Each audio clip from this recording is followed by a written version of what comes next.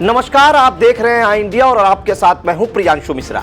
UP के गाजियाबाद के नंदग्राम थाना क्षेत्र से 16 अगस्त को लापता हुए इंटीरियर डिजाइनर की हत्या का पुलिस ने खुलासा कर एक युवती समेत 3 लोगों को अरेस्ट किया है। हत्या का कारण लव ट्रायंगल बताया जा रहा है। आरोपियों ने हत्या के बाद शव के 6 टुकड़े किए थे, जिन्हें अलग अलग जगह पर नहर में डाल दिया गया था। जांच के दौरान पुलिस ने मृतक के एक पैर को बरामद किया है।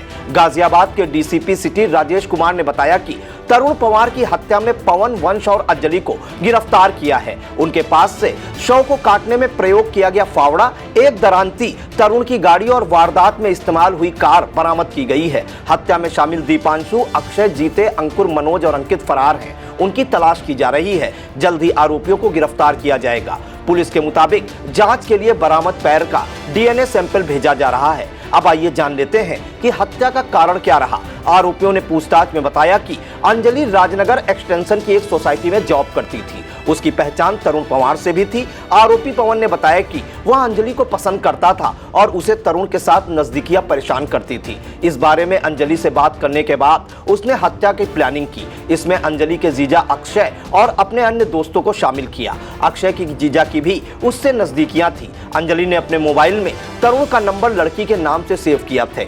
इसमें अंजलि के जीजा अक्षय और अपने अन्य दोस्तों को शामिल किया। अंजलि के जीजा की भी उससे नजदीकियां थी। अंजलि ने अपने मोबाइल में तरुण का नंबर लड़की के नाम से सेव किया था। इससे वह भी नाराज था तो इस घटना में शामिल हो गया। इस वारदात में मधुबन बापू धाम में रहने वाले मनोज ने भी साथ दिया। आरोपियों ने तरुण को उसके घर पर ही बुलाकर हत्या की थी। डीसीपी सिटी के मुताबिक अभी तक पूछताछ में सामने आया है कि वारदात की प्लानिंग कुछ दिन पहले से ही कर ली गई थी। पवन ने एक फर्जी आईडी पर मोबाइल नंबर लिया और उसी से कॉल कर तरुण को इंटीरियर का काम दिलवाने के लिए 16 अगस्त को बुलाया। इसी कॉल के बाद तरुण अपनी कार लेकर मोर्टा में मनोज के घर पहुंचे, जहां पहले से पवन, जीते, अंकुर, दीपांशु और अंकित मौजूद थे। सभी ने मिलकर रस्सी से पहले उसका गला दबाया और तरुण के बेसुध होने पर उसके सिर पर दीपांशु ने डंडा मार दिया। अंकुर बाहर खड़ा होकर निगरानी कर रहा था। पवन ने तरुण की हत्या के बाद रात में अंधेरा होने पर कार को वंश और दीपांशु के माध्यम से नेहरू नगर के एक प्राइवेट हॉस्पिटल के पास जाकर खड़ा करवा दिया।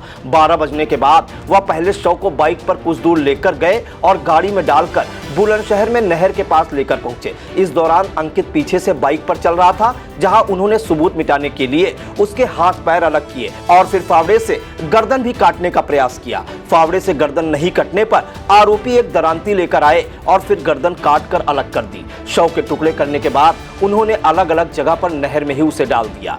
16 अगस्त को तरुण की गुमशुदगी की सूचना पुलिस को मिली थी। इसके बाद पुलिस तलाश कर रही थी। इंटीरियर डिजाइनर की कार नेहरू नगर में मिलने के बाद किडनैपिंग की आशंका के चलते केस दर्ज किया गया था। जांच के बाद हत्या की बात सामने आई। दूसरी तरफ आरोपी इस हत्या के बाद पुलिस की गतिविधियों पर नजर रख रहे थे। डीसीपी ने बताया कि इस मामले में टीम ने मैनुअल और सर्विलांस दोनों पर काम किया। आरोपियों ने तरुण को बुलाने के लिए जिस नंबर का प्रयोग किया था वह फर्जी आईडी पर लिया गया था। उस नंबर की अधिक डिटेल निकालने के बाद पुलिस बुलंदशहर पहुंची, जहां से इस मामले की कड़ियां खुलने लगी। जांच के दौरान पुलिस को कुछ सीसीटीवी फुटेज भी मिले थे। उन सभी का कनेक्शन भी बुलंदशहर से मिलने लगा। इसके बाद एक एक कर सभी आरोपियों की पहचान हुई, जिनमें से 3 को पुलिस ने गिरफ्तार कर लिया है और अन्य की तलाश की जा रही है। ये थाना नंदग्राम के में एक अभियोग दर्ज किया गया एक तरुण पवार नामक युवक की, जो 16 अगस्त से गायब हो गया था। अभी बाद में पता लगा कि इसको कुछ लोगों ने हत्या कर दी, इसकी गायब करके। उनमें से 3 अभियुक्त गिरफ्तार हुए हैं। उन्होंने पूरी घटना क्रम के बारे में जानकारी दी है कि एक महिला को लेकर कुछ विवाद था इनका और आपस में फिर इन्होंने इसको एक योजना के तहत इसको रास्ते से हटाने का एक प्लान बनाया। इस घटनाक्रम में कुल अभी तक 9 लोग प्रकाश में आए हैं, जिसमें 3 की गिरफ्तारी हुई है। जहां पे इन्होंने मारकर डेड बॉडी के टुकड़े करके फेंका था नहर में, उसमें से बॉडी का एक पार्ट बरामद हुआ है, जिसकी डीएनए जांच कराई जा रही है, पोस्टमार्टम कराया जा रहा है। और भी जो इसमें अभियुक्त संलिप्त है, सबके गिरफ्तारी के तेजी से प्रयास किए जा रहे हैं।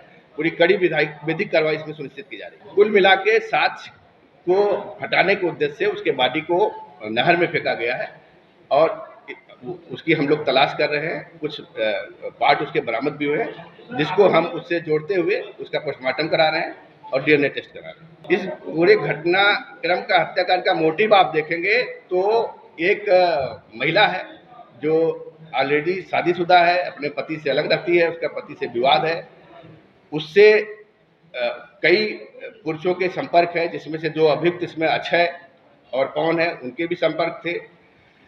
तरुण की कुछ उससे बातचीत होती थी, इसी को लेकर तरुण को रास्ते से हटाने के इरादे से घटनाक्रम को अंजाम दिया गया। जो जिस तरह से इसको मारा गया है, पहले इसको बुलाया गया है फोन करके और एक कमरे में, फिर इसके साथ मारपीट की गई है। मारपीट के दौरान ही इसकी मृत्यु हो जाती है।